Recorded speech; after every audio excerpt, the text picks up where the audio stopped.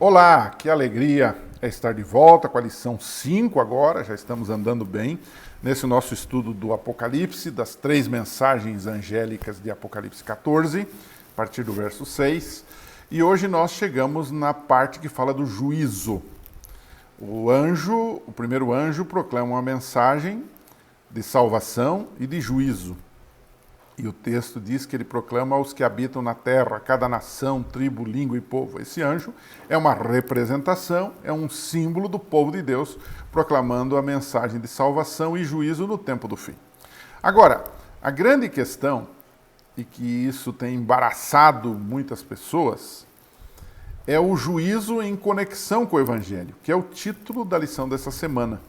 Qual é essa conexão do juízo com o Evangelho? A ideia de juízo parece ser uma ideia dura, má, de condenação. E evangelho parece ser uma ideia suave, terna, de bênção, de salvação, de amor, né? De perdão. Como é que a gente concilia essas coisas? Vocês sabem que há alguns que negam essa conexão entre juízo e evangelho eterno. Por exemplo, quando nós adventistas falamos que Deus está fazendo um juízo hoje no santuário celestial, Jesus está lá como juiz, está determinando quem se salva e quem se perde, para então voltar e dar o galardão. Alguns dizem isso é uma ilusão. Todo o juízo de Deus já aconteceu no Calvário, na cruz do Calvário. Não há mais necessidade de juízo. E eles citam, por exemplo, um texto que é João 5:24, né? Que diz alguma coisa no sentido de que não haveria juízo, dá a impressão disso, né? Mas é interessante, se você ler com atenção, João 5:24, vai ver que o texto não diz que não haverá juízo, mas que não haverá condenação.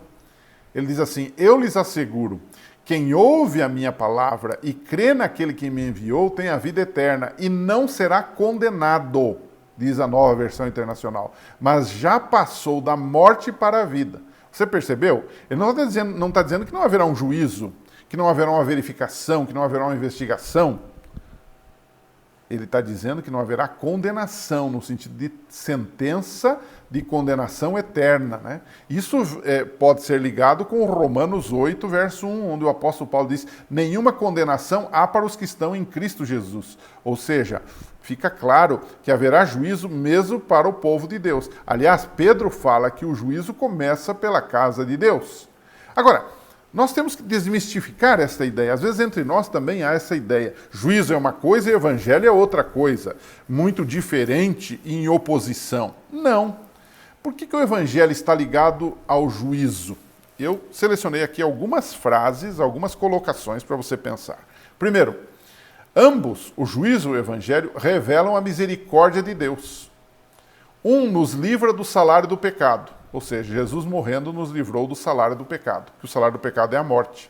Mas o outro, que é o juízo, nos livrará do poder do pecado, porque o juízo é o ponto final das coisas. É quando Deus vai dizer: acabou o mal e acabou para sempre. Então, o juízo vai nos livrar do poder do pecado e da injustiça. Nós hoje clamamos por justiça em todas as áreas da vida. Então o juízo de Deus vem justamente para trazer essa justiça e estabelecer essa justiça eterna. Segundo lugar, nós somos salvos pela graça, mas nós somos justificados através das obras. As obras atestam nossa fé no juízo. O Tiago 2, 14, 17 deixou isso claro. Ele diz: olha, como é que eu mostro que eu tenho fé? Pelas minhas obras. Então, no fundo, no juízo, é a nossa fé que está sendo testada, que se manifesta, se consolida através das nossas obras, que não são nossas, que são obras do Espírito Santo em nós e através de nós, e nós permitimos que isso aconteça na nossa vida, usamos a vontade santificada para praticar boas obras, mas que no final tudo também é mérito de Deus. Então não há nisso nenhum traço de legalismo, né? Um outro aspecto que é bom considerar sobre essa questão de juízo e evangelho: o juízo é para nos salvar e não é para condenar. Interessante, o Salmo 31, verso 1 diz assim, o salmista diz assim: em ti, Senhor, me refugio, nunca permitas que eu seja humilhado. E ele usa uma expressão muito interessante. Ele diz assim, livra-me pela tua justiça, ou pelo teu juízo, como diria outra tradução. Livra-me pelo teu juízo. Esse foi um dos versos, entre outros, que impressionou Martinho Lutero, que era um legalista, que achava que se salvava pelas obras. Mas quando ele descobre a palavra de Deus na sua simplicidade e também na sua profundidade, ele começa a estudar sobre essa questão da justiça de Deus, e ele vai, por exemplo, muitos falam de Romanos, né? Mas na verdade ele começa seu estudo nos Salmos. E um dos salmos que Lutero certamente leu é exatamente esse, do 31. Como é que Deus nos livra pela sua justiça? A justiça de Deus, ou o juízo de Deus, não é uma coisa só para condenar? Não, ela tem dois lados. Ela tem o lado da condenação no final, mas esse é um ato extremo de Deus. Ela tem, primariamente, um ato de salvação, de vindicação do ser humano, né? Então, na lição desta semana, nós estudamos um pouco sobre essa questão do juízo do evangelho, mas também nós temos alguma coisa sobre uma descrição maior de como vai ser esse juízo de Deus. O profeta Daniel descreve essa cena do juízo que ocorre no tempo do fim. Nós já falamos disso numa semana anterior. Deus levou Daniel numa visão profética do caos e conflito da terra para o céu e para a suprema corte do universo. Notem que Daniel estava cativo lá em Babilônia e ele estava preocupado com a ação de Deus, porque Deus tinha dito que o seu povo iria cativo por causa dos seus pecados, mas ele seria liberto de lá. E para Daniel parece que esse negócio estava demorando um pouco mais.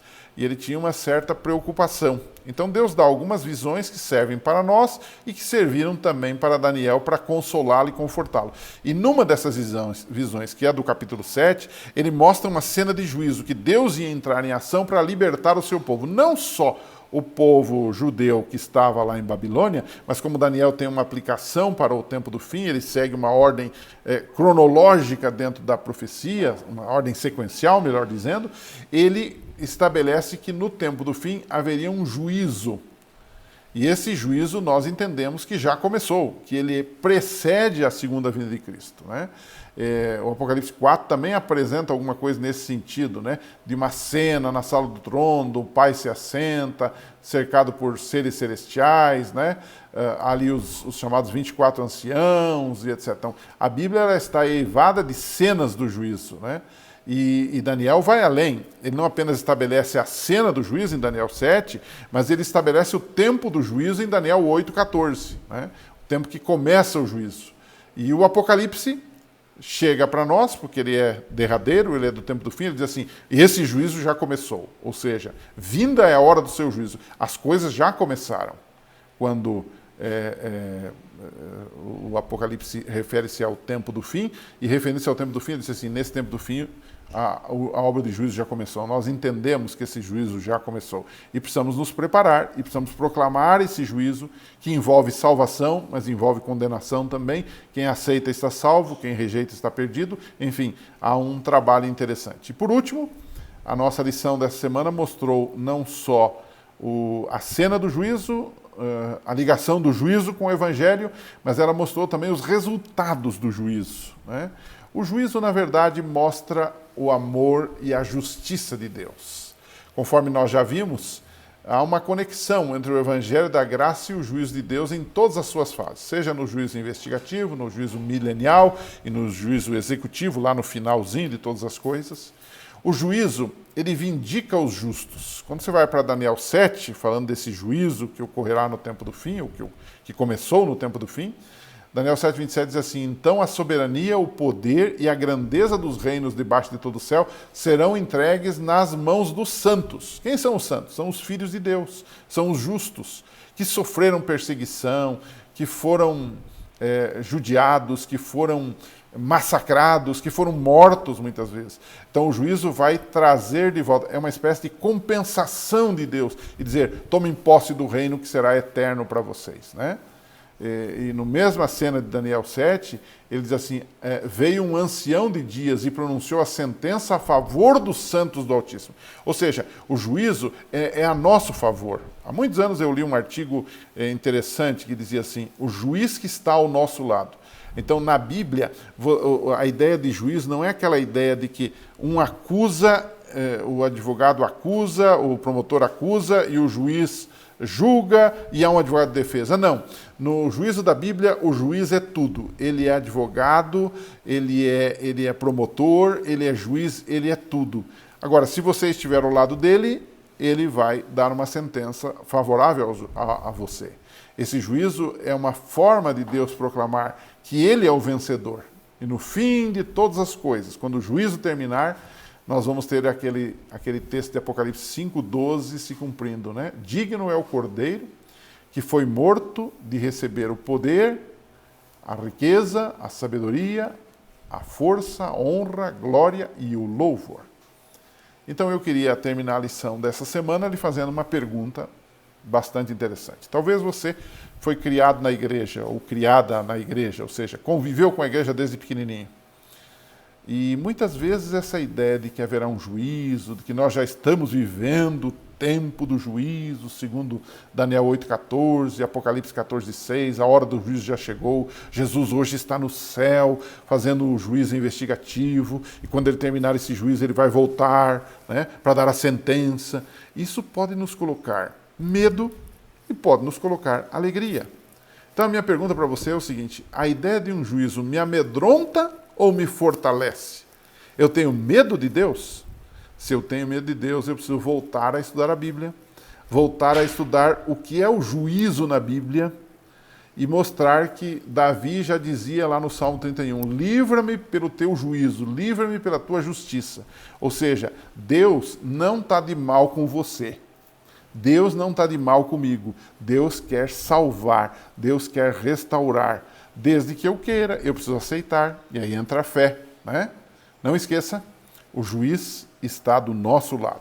Nós só passaremos e morreremos do outro lado se quisermos. Mas a graça de Deus ainda está aberta para você e para mim. Transmita isso aos seus alunos. Um abraço, a gente se encontra aqui nesse canal.